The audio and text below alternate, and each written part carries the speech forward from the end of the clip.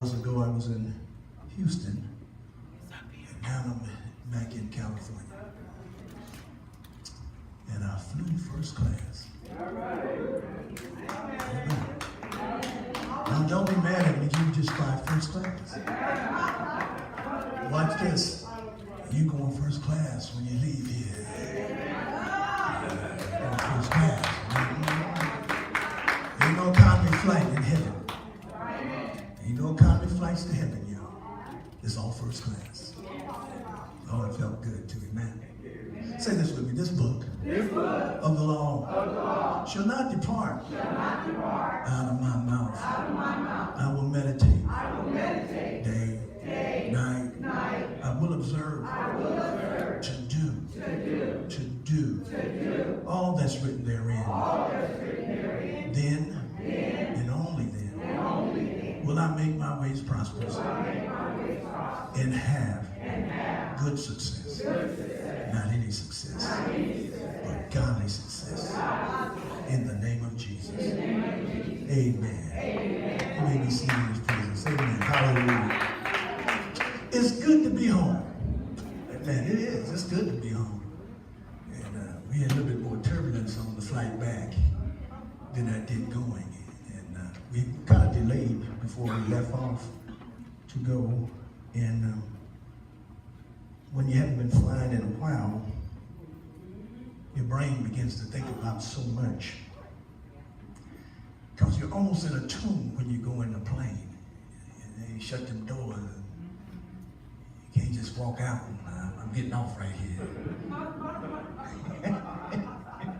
That could be deadly. I think I'm going to get off right here. No. We're way too high for you to do that. But the Lord blessed. He really blessed, allowed me to visit with my sons and my new grands.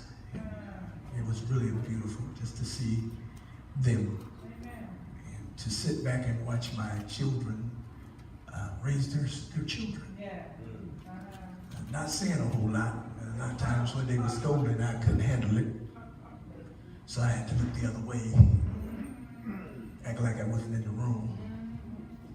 And then I go grab them when they didn't see me. Because they're my grandkids. And they're all precious. All of them. So are yours. Your grandchildren are precious. And they're special. God has plans for them. My oldest is Abigail, and she's quite a little lady. And I'm going to get to the word. Y'all hang on. Couple things Papa needed to say to Abigail. Because her expression shows on her face like a grandfather. I said, you know what? You can't hide how you feel. It's all over your face. I said, but I'm going to teach you some tricks. You got to learn to smile when you feel the worst. Y'all got to hear this preacher.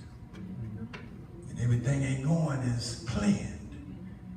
And they talking about you and saying you did something you didn't do. Can you smile then? It's not easy. And talking to my granddaughter, I said, she said, well, Papa, how do you do that? I said, well, we had to look at Jesus. They pulled his beard, they spit on him, and he was quiet. The Bible says, be slow to speak, be swift. Listen. A lot of us got a return answer. I got something to say about that. But all the time, that ain't the thing to do. Wisdom would say, shut up. You're not the first one to go through this. And you won't be the last. Amen. Amen. In dealing with our subject, which helped me to deal with Abigail, dealing with Smyrna, Revelation chapter 2, verse 12.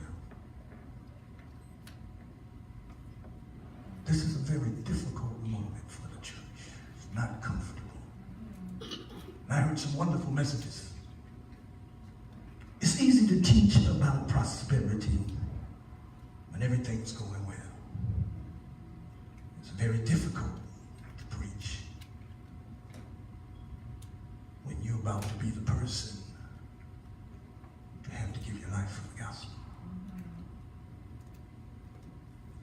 predecessors went before me, these were the type of men they were. They were able to stand in the evil day.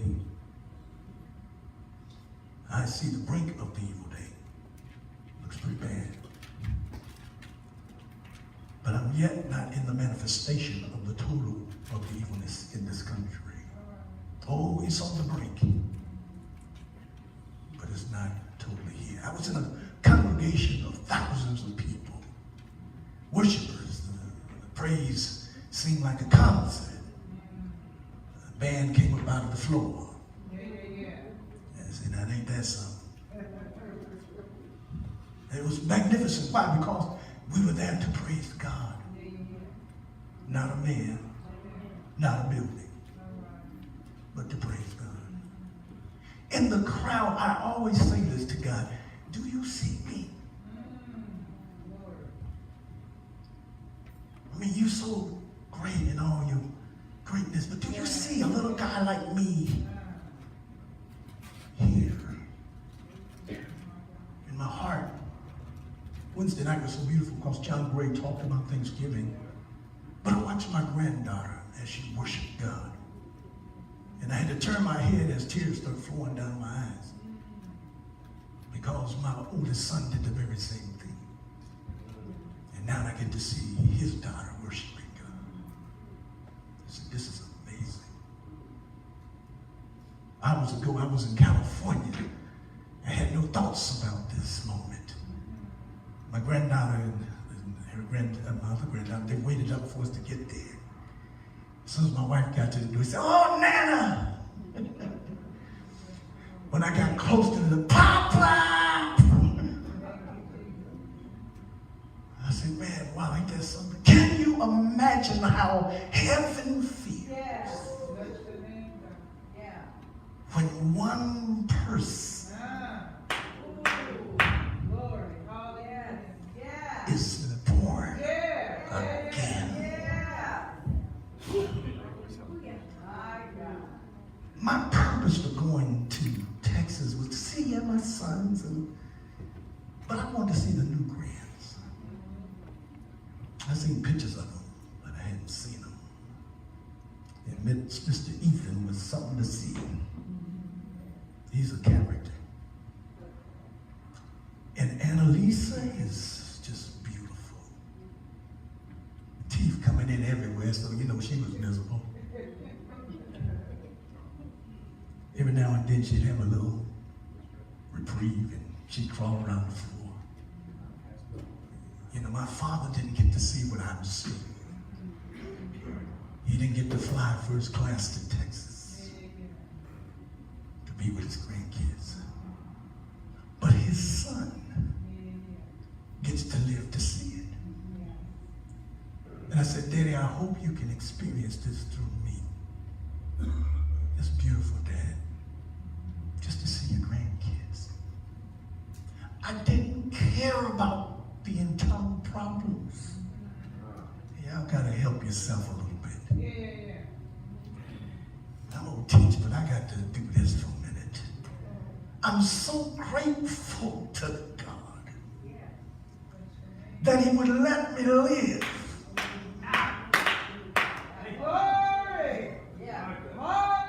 I didn't say nothing to none of y'all. I said something to God. My oldest son said, Daddy, it's time for you to come home. I said, son, I'd like to do that. We will see. I went to God, I said, you know, Lord, I'd like to see my kids, but you know how things are. But if you want to, you God, ain't can't nothing stop you. Bless your name.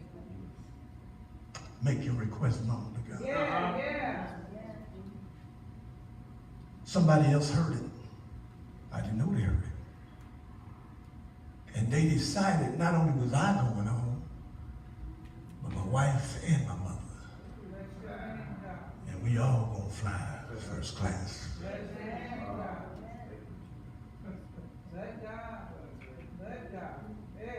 You don't know who you sit next to sometimes. When I got there, Joe Osteen, y'all right with me this morning? he got up and he comes out and he begins to pray. He said, let's pray. And he prays for the congregation, and Joel begins to remember how we got here, how all this was manifested. They said we couldn't have this building, but here we are. Theologically, I don't size Joe up to so many people, but he has such a tender heart.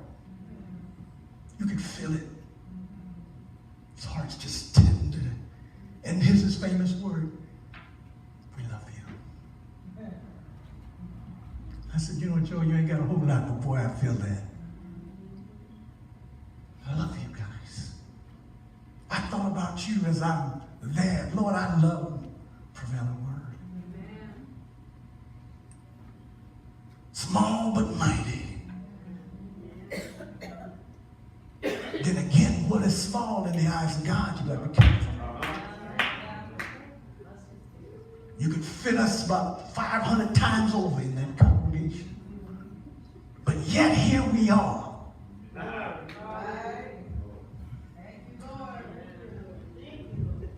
In Pergamum, of all the places to be, the place where sex was as free as anything you buy in a store. It was that ugly, it was that real.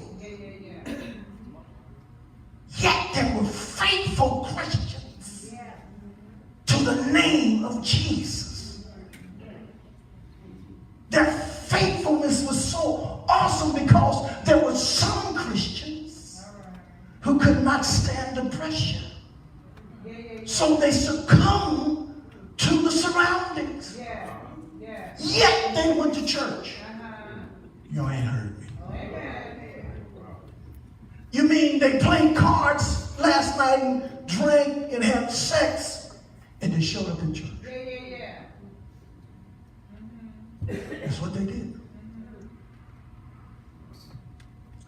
And the Bible says the one who has the sharp two-edged sword in his mouth begin to talk. Never think that sin will go unnoticed with God. You ain't got enough makeup, and you ain't got enough cool. You ain't got enough covers that can keep you from the eyes of God when it's sin.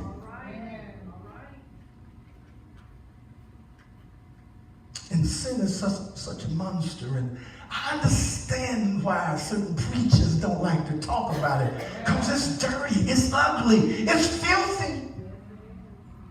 But yet it has so many people tangled all up. It's one thing for me to see you with addiction and I don't have it. I don't have that addiction.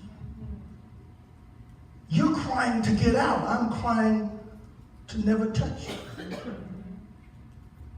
I don't want that. I don't need that. But you do. You're fighting not to go that way again. They lived in a cesspool. The Bible said it was a throne of Satan, y'all right? It was a throne of Satan. Why? The Caesars had people worshiping them. Human worship. It's pulled out of many people. Sex will always make you worship it. It will always make you look to it more than God. To satisfy a deep need that can only last for an ounce of a second.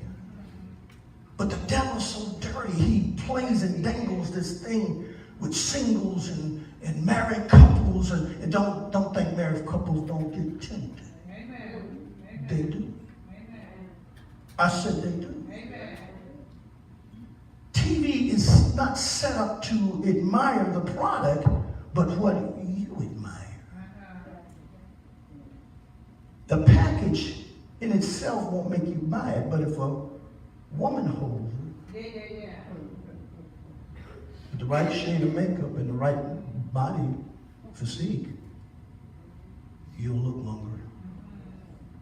And if I can get it in your face, I think the number of times is like 21 times.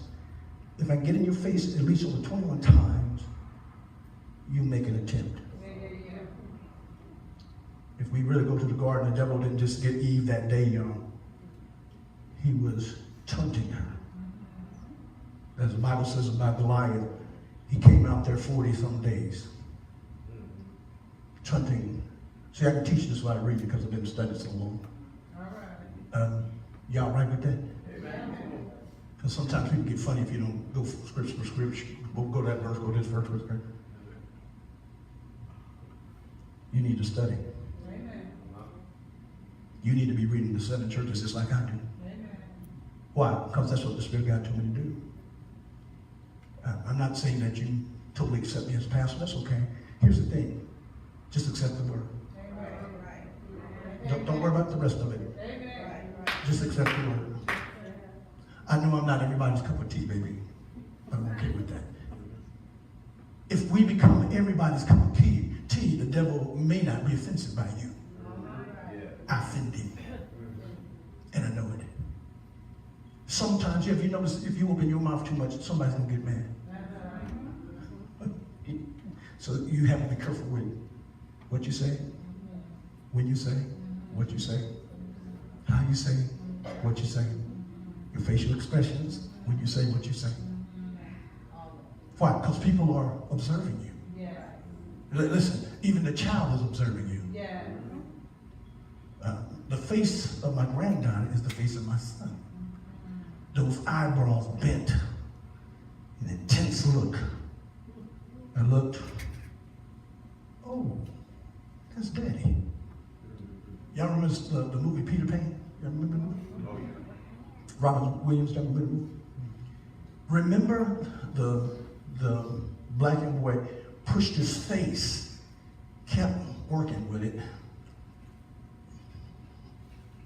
Oh, there you are, Peter. Wow, I see you.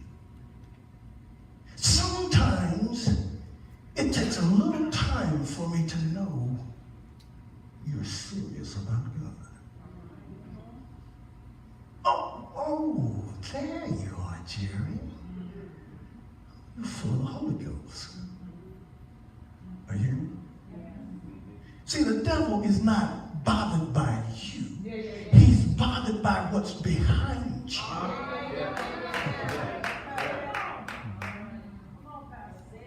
It's not the fire I'm scared of. It's what the fire can do to me. Fire in itself don't hurt nobody. But fire free to run without some control burns up a whole neighborhood. But you and me cook with fire. We warm the house with fire. Do you know how dangerous it is for you to sleep with fire burning and you don't even know it? Are you better than the homes that were burned up? Absolutely not. You're just capped by God. Oh, you better listen to me. That plane could have crashed like every other plane. I felt as I was flying his hand. I'm telling you, Pastor Jerry, it felt like some moves. I said, man, I feel like his hand. It's just got this plane. It just felt so comfortable.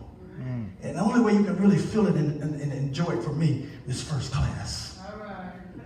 It just feels different. It ain't the tight seats, it's the wide seats. You know what I'm talking about? It's like your house at home. You like, kick that up right there. Yeah, put your feet up.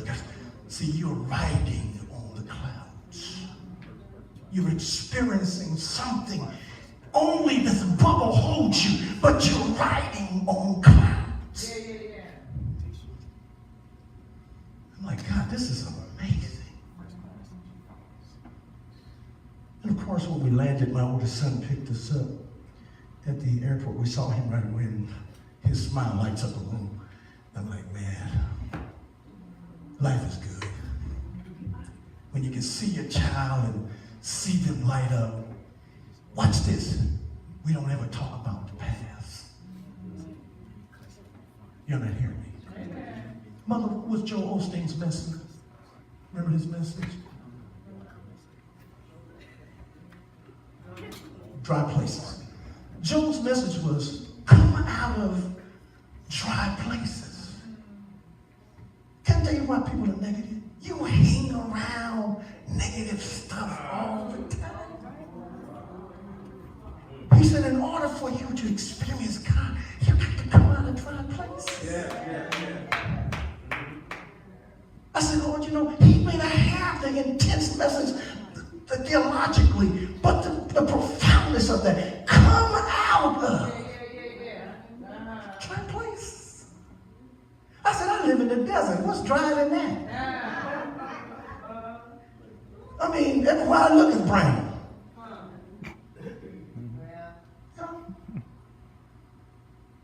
But what you want to do in a dry place? If I can only get y'all to film me, and I'm not going to go any deeper today. The Lord said something to me, and I called Pastor Jerry. We were talking, we were just sharing with each other. And the Holy Ghost said, the work of the ministry. I said, excuse me? He said, a long time ago, you were taught a message, and you went through the annals of this thing. Now it's here. I said, what do you mean? He said, well, I tried to take you there from the subject that you're studying right now with the churches. I know, come on, help me. I know your works. Say that. I know your works. Say it one more time. I know your works. Now, if you look around the room, there's a lot of empty chairs. We got some folk out for this reason, that reason. You know, they ate too much turkey. You know, some folk got sick. I was around the grandkids, they had little sniffles, and I picked up a little bit of that. And here's the thing. What works do you do? What's the works you do? Some of you think heaven is going to blindly miss that part. That part's not going to come up. Somehow when you get to heaven, they're going to erase that part. What are you doing? I mean, erasing the part where works is. Why? You didn't do nothing.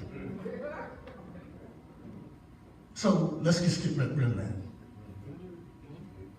Others of you are going to get in trouble because you were working in the wrong place. What we doing? We're erasing that because you were in the wrong place anyway. So this doesn't matter. Reason why you had headaches, you were not where the Holy Ghost told you to be. Come on. Okay? And so, can I tell you something that happens to anybody? You get frustrated working where you don't belong. Amen. It's not the people, it's you. Amen. You're in a place that doesn't fit what God gifted you to do. I'm glad that some folk had to leave here. Oh, no. They had to go. Why? Because they frustrate my anointing and what I'm called to do. I'm called to wake up people up to make an oasis in the desert. And here's the sad part. Well, this is a funny part to me. And he wants it on Front Street. I don't want you hidden in the backyard and all of that. I want you where everybody can see. And I want to do it with a minimum of people. What are you talking about? I want to do a Gideon on you. Sometimes when you look at your money, you should laugh. God, do a Gideon.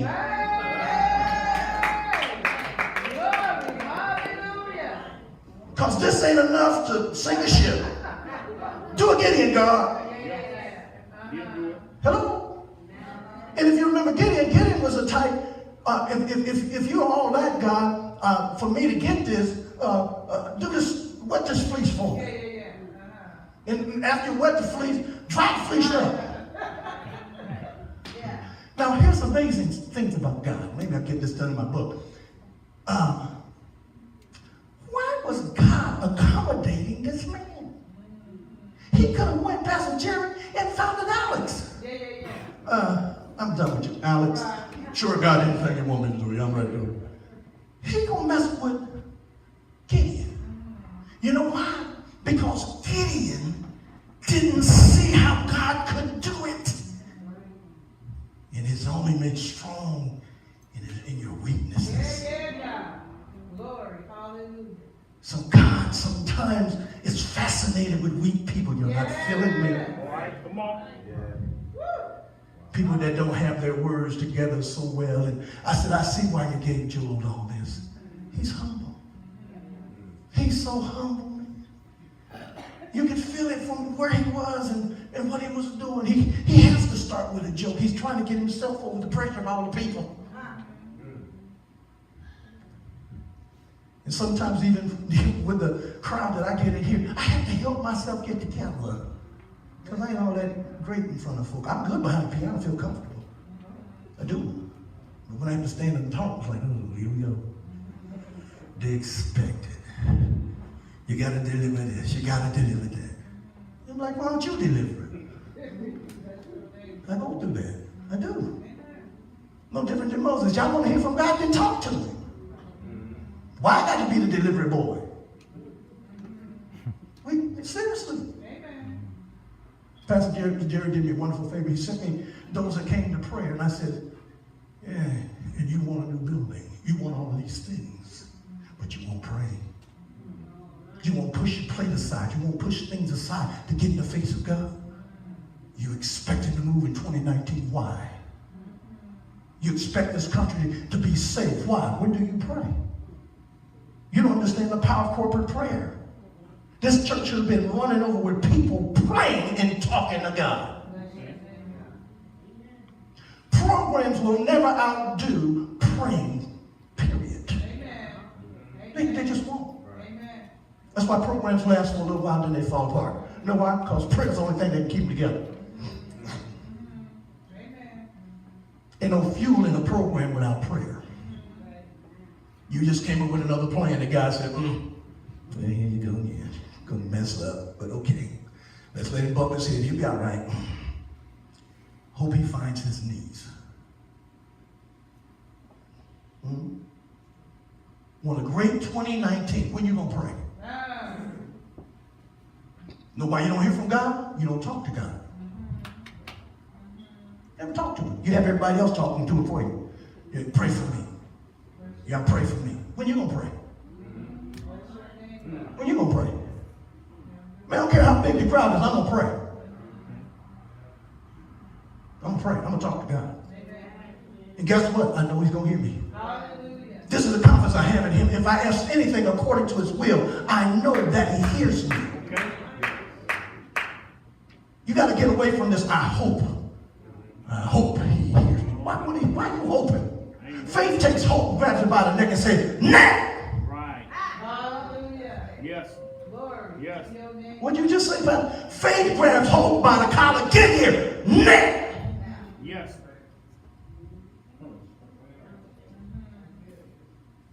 I'm waiting on God to move. Not God. God's already moving. Because you lack the spirit realm, you can't see the movement. God moves so quick, you just missed it. He's done with what you prayed for before you even talked about it. God's going to work. Baby, he already worked.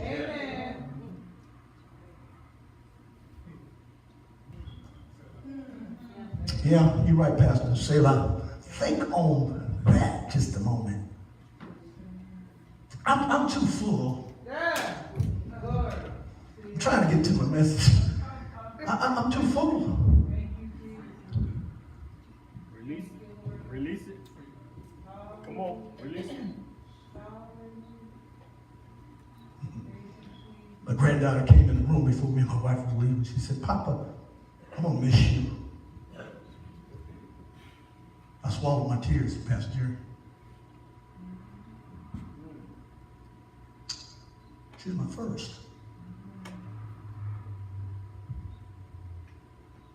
And I'm depending on God to really do a lot in her life. I am. And she's so social.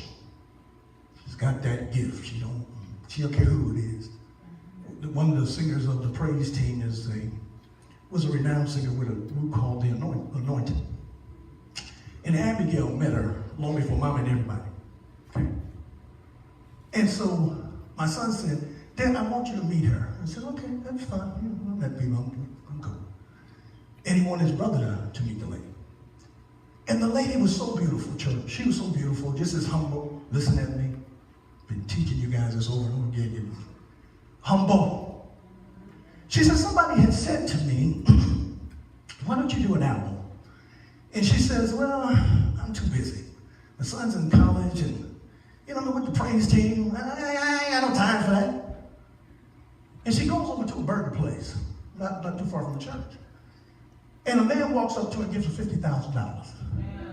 And says, go ahead and do your record. And she's like, hey, don't talk about doing a record. Here's what I love. Even before you asked. Yeah. Before you think. I don't know who I'm talking to. God wants to bless you so much. Okay, maybe I got a few folk over here. God wants to bless you so much. Yes, he does. Hallelujah. Glory. I felt it when my wife and I were with my mother. I felt God saying, Mike, I want to bless you.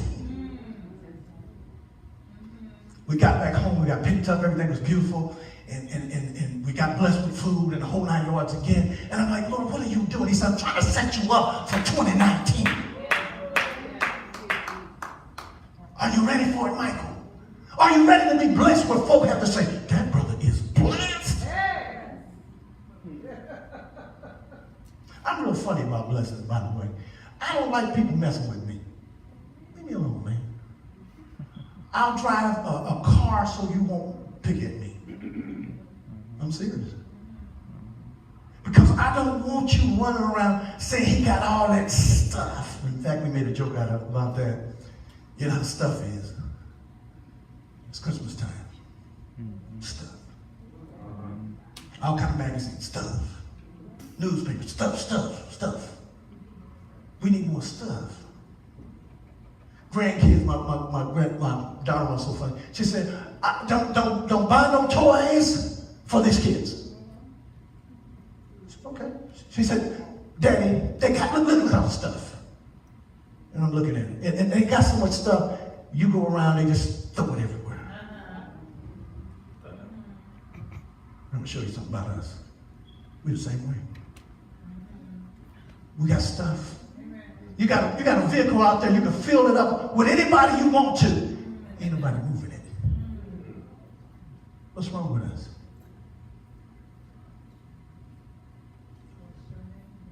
No, you ain't got 20 million people going, but what's wrong with us? We can't pick up folk on Sunday morning and get them to church.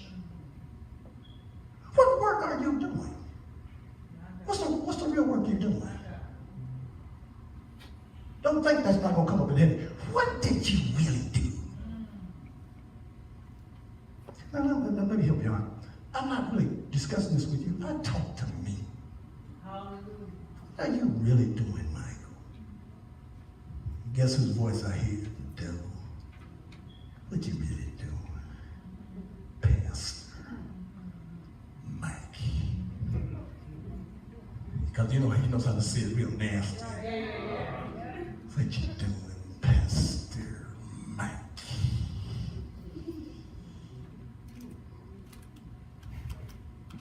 Like you dirty dog. But then the words don't make me upset. It makes me examine. Let a man examine. Didn't say somebody else. It says examine himself. Here's what we have a big problem with. I'm examining your works, not my works. Because I think I'm fine. This is the reason why I'm examining yours. I think I'm good. By my report card, God knows I'm great. I did what I need. Now, you, on the other hand, need to step it up.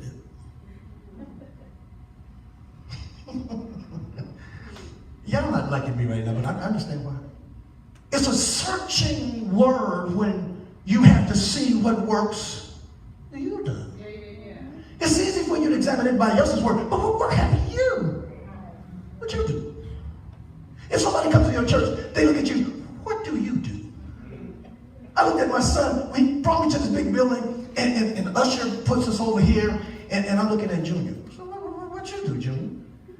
Gifted, plays guitar, sing. What do you do? Now, while I'm looking at my son, I'm looking at me.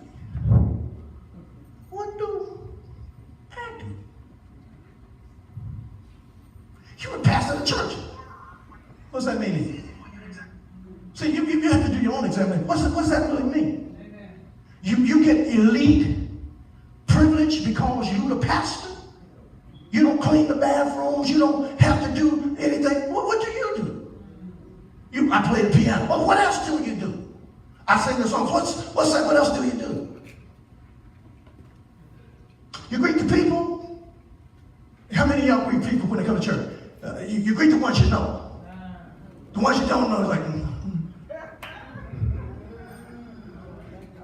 because it's uncomfortable to talk to people you don't know. How you going to talk to 20, 30,000 people? My son said it like this. When you see that many people, you don't even look them in the eye, you just say hi. Y'all not understanding. Love can be cold in a big church, y'all. You don't feel, ain't 100 folk coming up and hug you. I'm not Joel Osteen. Ain't 100 folk coming up, hey, how you doing? Hey, how you doing? How you doing? What's up? Nobody say that to me. Even though my head went about this visitor, I didn't have 5 people come on and say, oh, we're glad you visit our church.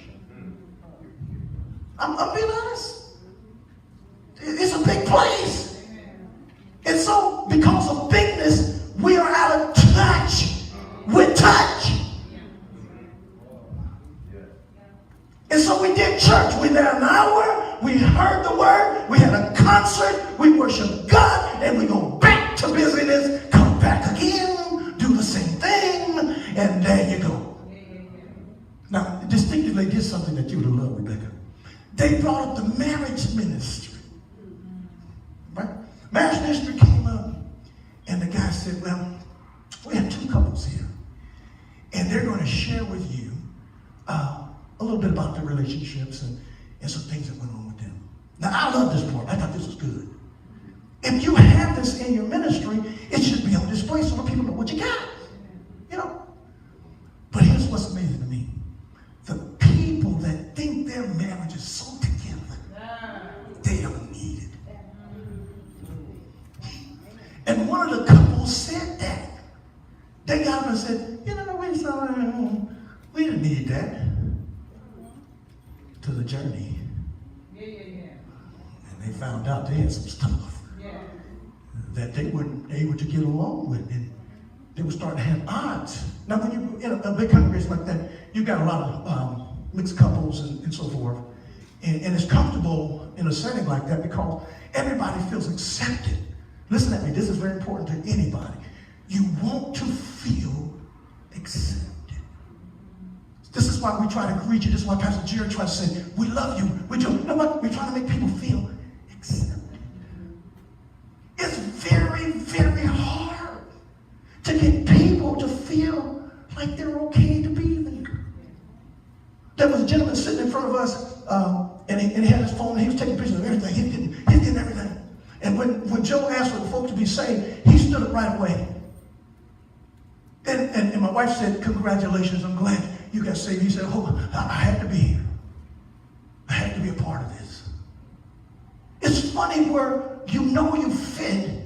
Not for me, I'm just being me. I wasn't fit. You know why? Because I got to do the work. Y'all not understanding. I got to do the work.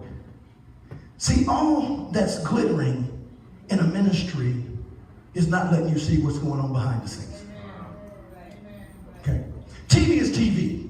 Like right now, Shani is taping me.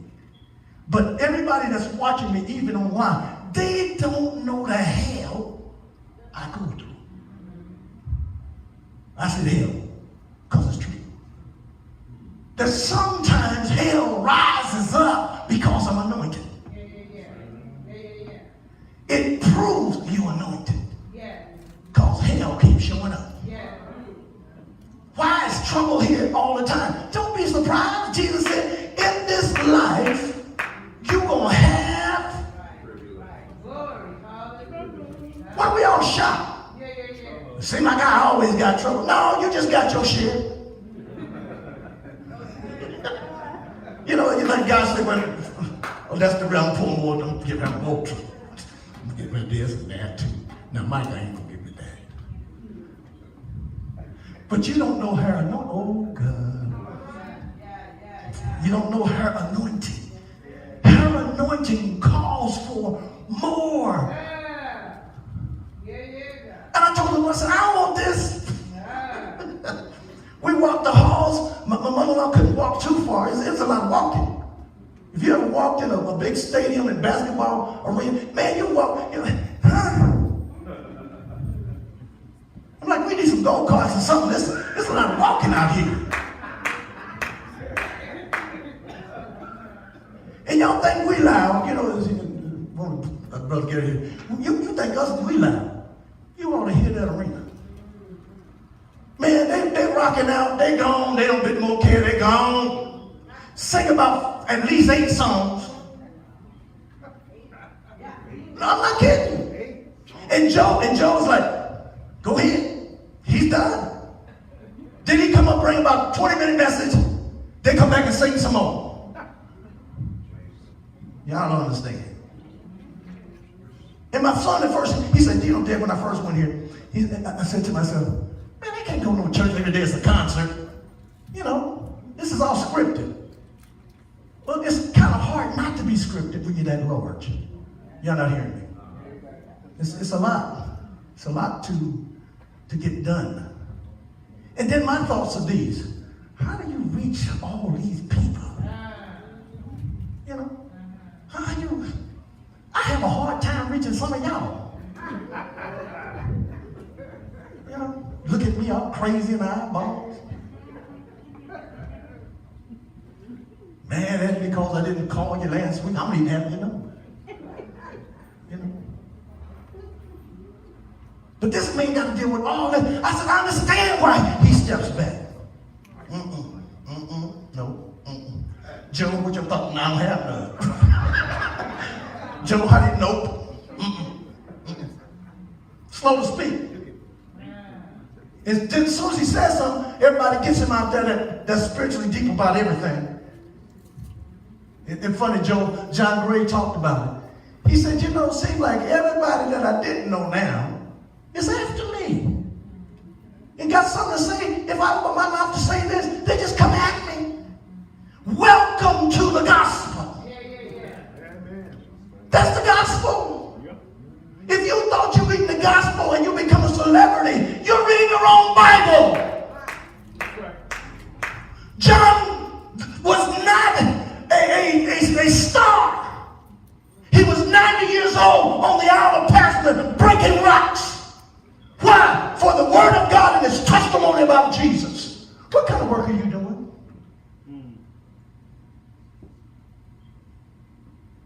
Who boiled you in all? They couldn't kill him because he's a love apostle. You can't kill love. You didn't hear me. You missed it. You can't kill love. You can't kill love. That's why I love when Pastor Jerry says, you can't kill love. Care what you do to me, you can't kill love.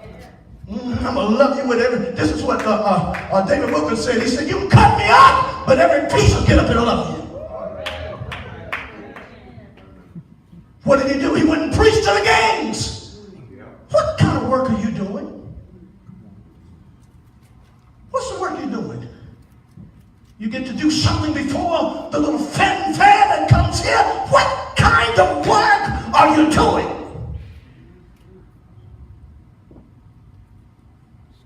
I don't want to be the preacher that you love every Sunday because I say always positive things and nothing negative to you. Because I think that's not true of the real world. Every time I turn on the news, I see something stupid. Just stupid. Well, why? Because they're pagans. They have no heart for the things of God, and it breaks my heart that they don't. Because if righteousness is preached, do you know how people will live? They would be concerned about the border. They would take care of the border. Millions of dollars Soon as the Twin Towers fell, I mean millions of dollars, people were instantly millionaires.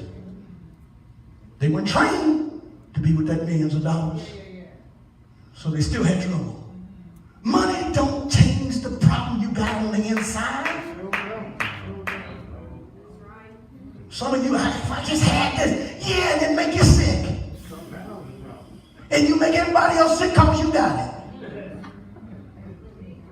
Got all that stuff, look at this, unhappy. Finally got the one you want, can't stand her now.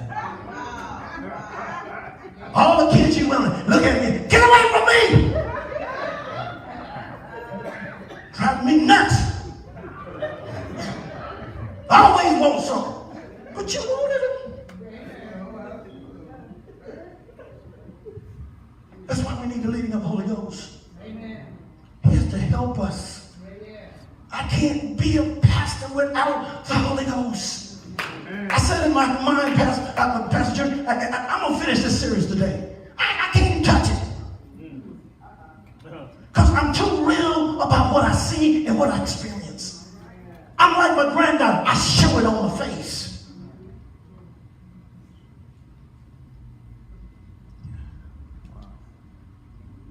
And my little grandson, yes. He can't say yes, he's yes. They told him, get off of that thing and take it to your room. He got off it for a minute, jumped back on it. Boy! Not a teardrop, screaming, ah! I went, yes.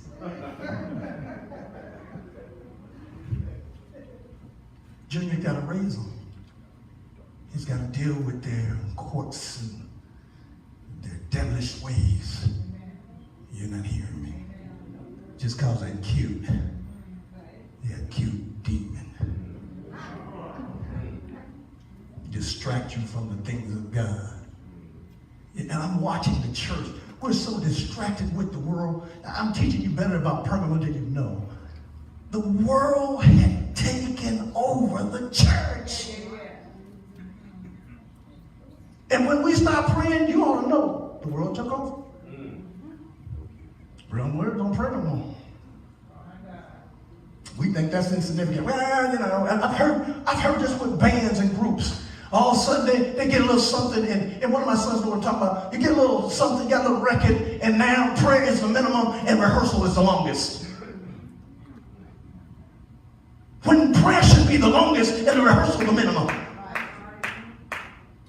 But that ain't what's happening. Because we think by what we do, we are making it. But God called you. You cannot anoint yourself. He has to anoint you.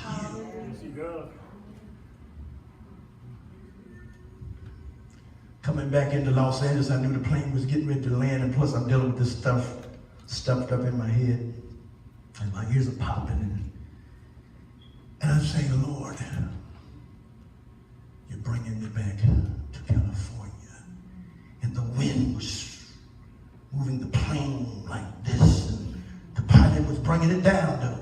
Listen to me, he's bringing it down. Still rocking it and reeling it. I'm like, how are you going to get this thing to level out? Because this thing is wobbling and willing. Because winds were blowing here in California. Finally, I felt the wheel. Then he hit that engine, and that engine was so big. Why? Because it's got to stop the motion of that plane. Then it got all of a sudden real quick calm. I said, man, that's amazing. My buddy works with this stuff, you know. This is amazing, man. And they bringing a bullet train out here. Y'all know that? This thing is supposed to go to Vegas in 90 minutes. Now, if man's got a mind like this, to make something go from, I traveled to go to Las Vegas, got friends out there. Man, it's a ways. It's a way, especially when you've been in pain and you're riding in the car. I'm like, are we there yet? Because this is horrible. But now they making a vehicle that you get in It takes them in 90 minutes. What was Adam really like? He was powerful. See, we still deal from the fall end. He operated in a super. Listen, y'all, we don't know if Adam was flying and blinking on one side of the garden and at the other side of the garden.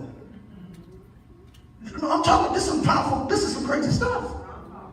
Men's minds, and I was just looking at one little thing, it just tripped me out. Creating robots, all kind of little things. My grandson, every 5 minutes, Daddy, give me a phone. Give me a phone. Put his worship songs on and sing with his worship song. 2.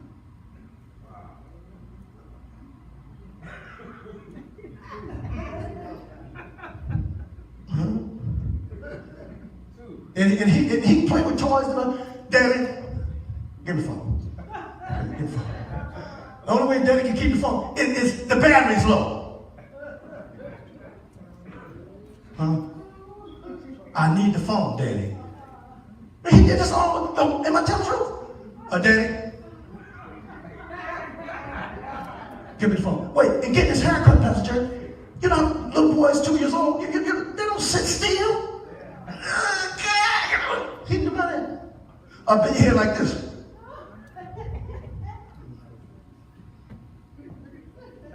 Where he come from? He looked like he'd been here all his life. He was 2. And in my mind, I said this: who is he gonna be? If this is the mindset they have right now, man, I was barely playing with army men.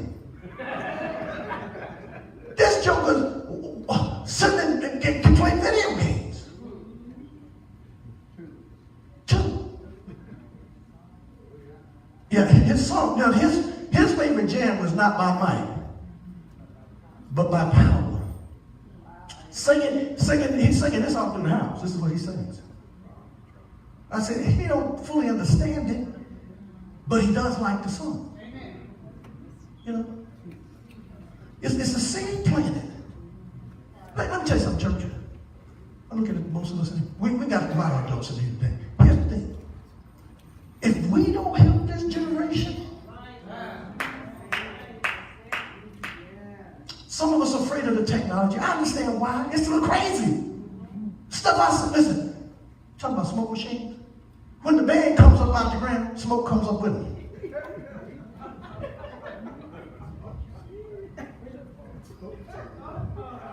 I'm like, go ahead, yo. We look at that glory right up in here. We don't need a Shekinah. The Shekinah just came up with it. You know? But I'm looking at this, and Deacon Kerry, this is fact. I said, Lord, what can we do here in Antelope Valley? Y'all got to hear me. What can we do here? If we quit playing with God's money and start thinking the kingdom, we can touch this generation that's crazy. But you're not going to do it panicking and faking it. You got to be very serious about wanting to reach these people. Listen, there's a whole quarter in my mind. There's a whole quarter just for the kids. Totally for the kids. You know what they're telling you? We're getting ready with this next generation. We want them to be out of our sight because they cry too much. Shut the door. Wait, they got a crying room too. That's what the ones that they can't come on. Come on over here. Shut the door. Go for it. Because we can't hear you. You know. You know, when you think about something that large, even when I went to Cleveland Dollar Church, just a second, you have to be organized. Now, some of y'all don't like organization. The God you serve is organized. Heaven is not reckless. You don't have angels bumping into each other on traffic day. Hey man, I didn't know you was there. I didn't know you was there, bro. You better be careful. Don't come this way no more. Angels don't do that. It is such an environment of order. It's like the garden when God made it. See, God expects prevailing word to be the garden. It must have order. It must have order. Job didn't have to think what song they was going to sing. He's coming just to bring the word. He ain't got to do with all of that. Some of y'all don't like I won first class. Shame on you. Why? I represent you. And if God takes me first class, what you should be saying, that's the way I'm flying. From now on, if Pastor went first class, glory to God, I'm going first class. And I'm going to enjoy it and sit back and let them bring me dinner and anything else that I want. Serve me, because I am first class. I've been washed in the blood of the Lamb. I deserve everything Jesus died for. He told me I came to give you life and that life more abundantly. I call that first.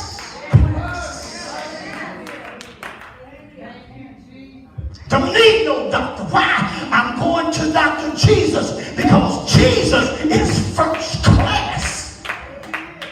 Seek first the kingdom of God and his righteousness, and all these things will be added unto you. I'm going first class. Made up my mind about it. In fact, we had to get taught a little lesson, me and Mom and Darrell. Sister said, I'm going to teach y'all a little something. Don't get out. God don't do nothing. I got you covered.